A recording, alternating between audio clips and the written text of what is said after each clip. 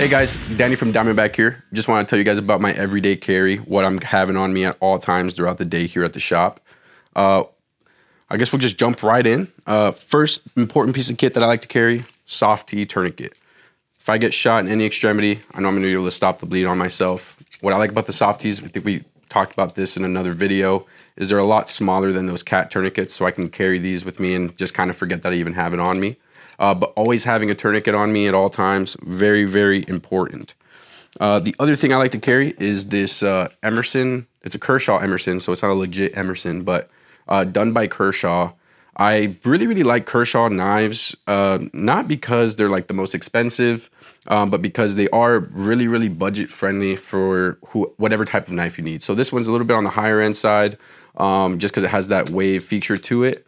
But they're really, really high quality knives for a low price. You can really get into a knife that's gonna hold a really solid edge for a long time for less than 50 bucks. So really, really like Kershaw knives. The other thing I have, this is gonna piss Nick off. If you call your multi-tool a Gerber and it's not a Gerber, you can fucking go jump off a cliff. That shit pisses me off. I have a real Gerber, all right? Not a Leatherman, I have a Gerber, a legit multi-tool, not a stupid Leatherman. So I like this one.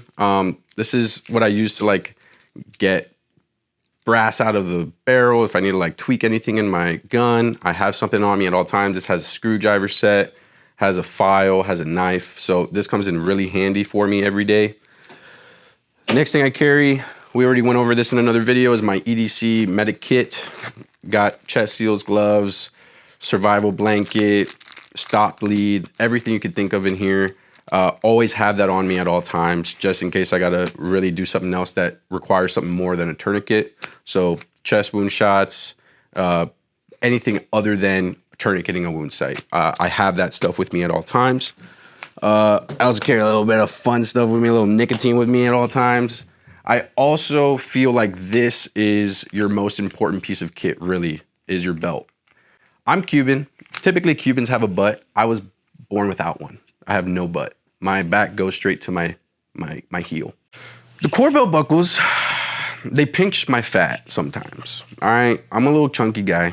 I'm 5'6", I'm like 180, so I got a little bit of little handles. The belt does kind of pinch sometimes, but I've noticed if I run the buckle on my hip, it gets my belly out the way. So keeping my pants up, very important.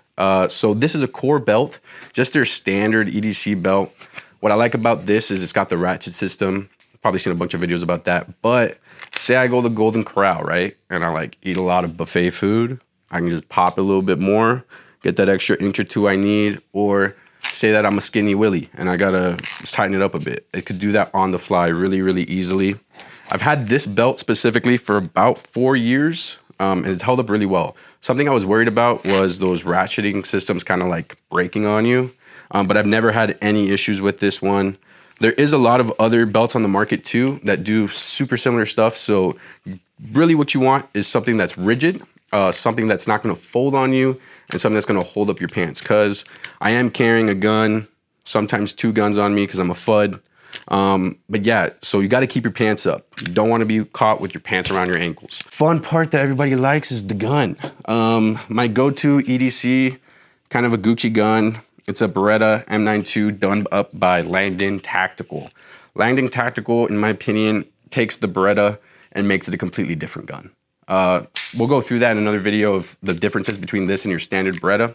But this one, things it has on it, you got your EPS carry, really good red dot.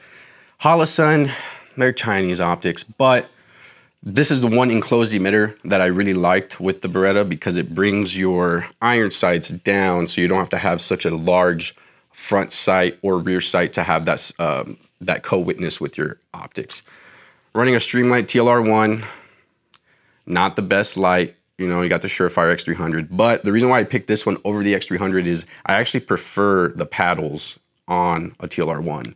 I just feel like they're a little bit more intuitive, but that's not everybody's opinion. So a lot of people really like the X300. They really like the Streamlights. I feel like Streamlight is probably the most budget-friendly option for something that's gonna be duty rated. So a lot of like European special forces run Streamlights.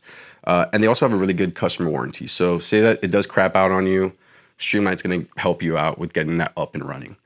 Just don't get those new Harbor Freight TLR ones. They do not work. They're terrible. Don't do that.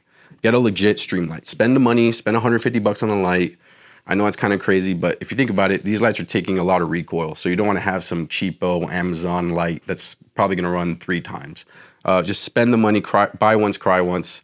What I also like about the Berettas is they've made that decocker not really a safety. It's just always going to be a decocker on that. It has the MP3 coating on the trigger, so that trigger is so smooth. And the reset is right there. So really nice gun. This one's also ported. So I'm kind of a shit shot with a pistol. I need all the help I can get. And so that porting, this little tiny the wing right here that helps me, that gas pedal helps me keep the gun down. I can really get shots on target with this and feel safe that I'm gonna actually eliminate the target. But like any gun guy, we have a little bit of FUD lore that comes with us, right? And what does James Yeager say? You know, what he used to say is 2 is 1. You always gotta have a little backup gun, right? So I decided to just go with an LCR. I know that Ruger's kind of Ruger, but I like the LCR because it's light, it's got the polymer frame to it, the trigger on it is pretty easy to do, and this one's got the Crimson Trace laser. This one isn't 38 special. They did just drop one in 9mm, so if you wanted to have similar rounds with you at all times, definitely get an LCR. Like I said, FUD lore right here, you know? Give your wife a revolver, that's all she needs. Well, this is kind of all you need sometimes, you know? If I ever can't get to my main pistol, I always have something else on me. But like I said, this makes my pants very heavy. So please, guys, get the right belts, see what's working for you, and take what I'm saying with a grain of salt, because this is basically what works for me, might not be what works for you. Also try to carry at least 2 mags on me at all times, just in case my first mag has a malfunction, I can drop it, go into my next mag. But yeah, guys, that's my EDC. That's kind of what I have on me at all times. So come into the shop, maybe come pick up a new EDC for you if you liked what I have. We can get you sorted on getting your setup really, really put together. All right, guys, that was my EDC. Follow us on Twitter, Rumble, YouTube, X. I said Twitter already, X. You know, whatever you guys use for social media, follow us on there. We're on there. You know you got to get on the Diamondback Shooting Sports page before we blow up. We got Ian McCullen doing gunsmithing with us, all right? We got Hunter Constantine. He visits the shop all the time, all right? We're popping, all right? So come check us out. We're going to put out some really good videos for you this year.